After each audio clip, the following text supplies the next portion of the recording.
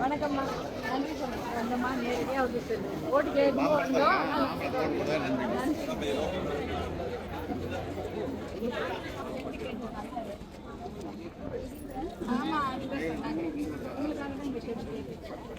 Central போயிட்டு அப்படியே வெளியே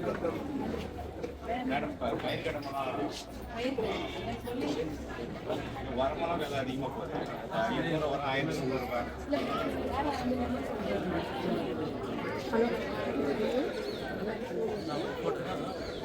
கடையில் வச்சு விற்கிறாங்க. ஆனால் இப்போ ரைடுக்கு வராங்கன்னா அதுக்கு முன்னே அவங்களுக்கு கன்ஃபார்ம் போயிடுறாங்க. அங்கேருந்து போயிடுது.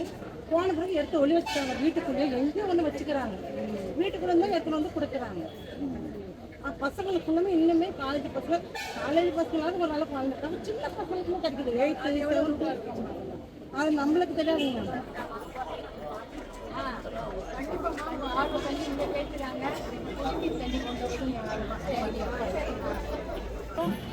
நல்லா இருக்கிறாங்க.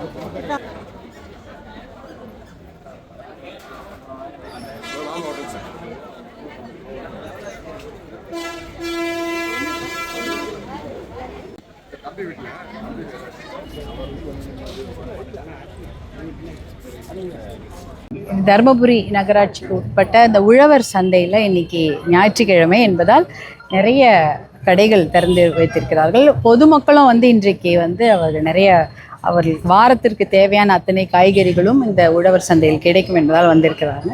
நாங்களும் பாட்டாளி மக்கள் கட்சியை சேர்ந்த நாங்கள் அனைவரும் கடந்த மாதம் இதே உழவர் சந்தையில் வாக்குகள் சேகரித்தோம். மாம்பழ சின்னத்துக்கு வாக்களிக்குமாறு இவர்கள் எல்லாம் அன்போடு கேட்டுக்கொண்டோம். அவர்களும் ஆதரவு அளிப்பதாக தெரிவித்திருந்தார்கள். அதனால் இன்றைக்கு வெற்றி பெற்ற பின்பு அவர்களை நன்றி நிமித்தமாக அனைவரையும் உழவர் சந்தையில் இருக்கக்கூடிய அனைத்து உழவர்களையும் அவர்கள் வைத்திருக்கக்கூடிய கடைகளில் சென்று நாங்கள் நேரடியாக நன்றி தெரிவித்தோம். பொதுமக்களும் இருந்தார்கள், அவங்களுக்கும் நன்றி தெரிவித்தோம். நிறைய குறைகளையும் நிறைகளையும் சொல்லி கொண்டிருந்தார்கள்.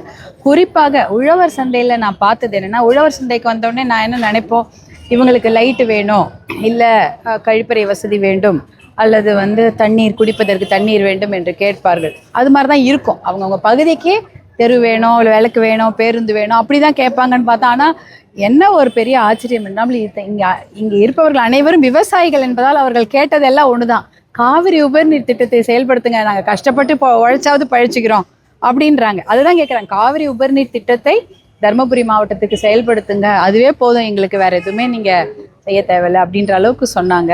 எல்லாருக்கும் நிழல்லாம் நல்லா கட்டி கொடுத்துருக்குறாங்க. இருந்தாலும் ஒரு சில கடைகளுக்கு நிழல் இல்லை, அதாவது பழக்கடைகளுக்கு குறிப்பாக நிழல் இல்லை.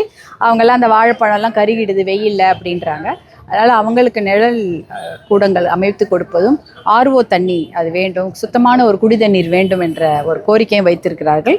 அது அதையும் சரி பண்ணித்தரேன்னு சொல்லியிருக்கிறோம். ஏற்கனவே இங்கே இரவு நேரங்களிலும் சாயங்காலத்திலையும் அந்த கடைகளுக்காக மின் விளக்கு இங்கே அமைத்திருக்கிறாங்க. மருத்துவர் அன்புமணி அவர் பாராளுமன்ற உறுப்பினராக இருக்கும்போது இங்கே அமைத்திருக்கிறார்கள். அதே போல் எங்களுடைய அன்பு சகோதரர் வெங்கடேசன் அவர்களும் இங்கே பெண்களுக்காகவும் எங்கள் விவசாயிகளுக்காகவும் கழிப்பறை வசதிகளை ரொம்ப புதுமையாக, அதாவது நவீன கழிப்பறை வசதியை செய்து கொடுத்துருக்குறாங்க.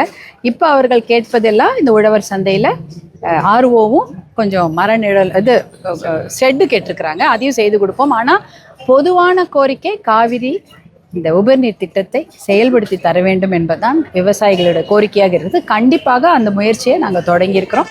அதை கண்டிப்பாக செய்துவிடுவோம் என்ற நம்பிக்கை எங்களுக்கு இருக்கிறது. அதனால் அது நிமித்தமாக நிறைய கோரிக்கைகள்லாம் வச்சிருக்கிறோம், பார்க்கலாம். நன்றி. தக்காளி கூழ் கொடுக்கறதைக்கு கொண்டு வரதுக்கு ஆமாங்க.